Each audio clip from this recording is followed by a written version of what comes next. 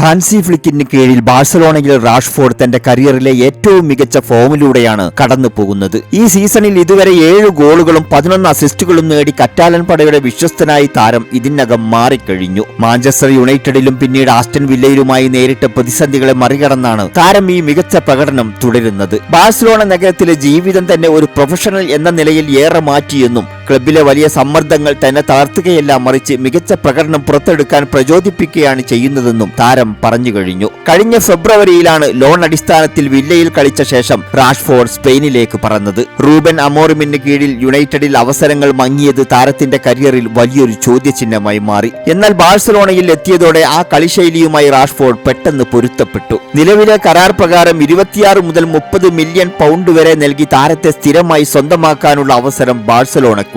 സാമ്പത്തിക ബുദ്ധിമുട്ടുകൾ ക്ലബ്ബ് നേരിടുന്നുണ്ടെങ്കിലും റാഷ്ഫോർഡിന്റെ ഇപ്പോഴത്തെ ഗംഭീര ഫോം പരിഗണിച്ച് അദ്ദേഹത്തെ ടീമിൽ നിലനിർത്താൻ തന്നെയാണ് ക്ലബ്ബ് മാനേജ്മെന്റും ആലോചിക്കുന്നത്.